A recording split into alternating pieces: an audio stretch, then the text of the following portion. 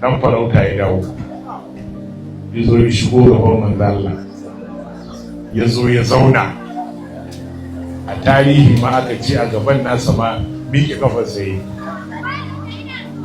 da ya miƙe kafarsa ya ce tambayi shugaba, ya tambayi manzo Allah, da me ka zo? Ce na zo ne da addinin musulunci, a yadda ba abin bauta da gaskiya sai Allah, a yadda ni jakadan Allah ne.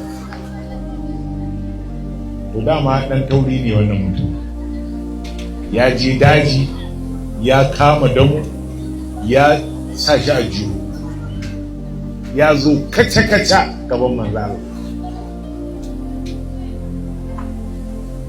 Sai manzo Allah ya ce da shi, ka ji da abin da na so? Sai ya ce da shi, ku sa hannu a jiho, sai zaro daman nan, kuma tun a dajin fa ya yanka shi, sai in ajiye shi gaban manzo Allah. Ya ce, la amanu bika aw yu'minu bika hadha ad-dam. In ka ji na yadda da kai da addinin da ka zo da shi, to ko wannan ka tambayi don wannan ya mun bayani kai annabin Allah ne, ko in ɗauka na yi tafiya ta. Malam kaji, ko ka ce don wannan ka tambayan min shi waye kai i gaya mun, ko kuma in ɗauka na in tafiya ta.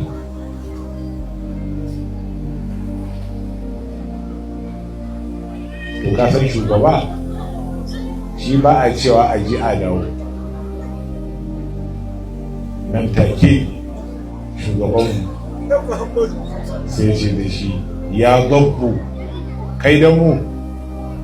Ai yana jin wannan kira malam sai tashi ya yi ladabi a gaban annabi, ya ce labbaika wasu adaika ya zaina manwa falkiya. Ina gaishe ka, ina ansa kiranka ya wanda kai ne ta dindafa wa duk wanda zai je filin alkiyama. Ana kaji wani kirari ma, kuma ba mutum ne yi wannan kirarin, dabba ce, dabban ma an yanka ta mutuwa bayan mutuwa. Dama dabba ba ta magana ko ma da ranta, to yanzu ma an yanka ta.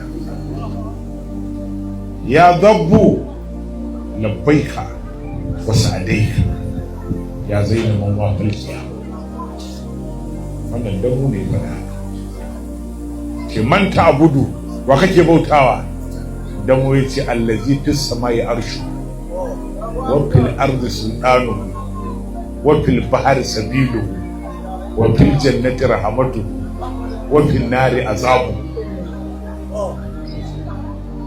Allah ya ce da wannan balaraban kauye, kaji ko sai ce faman ana, ka san ni? Ya ce anta rasulu rabbil alamin,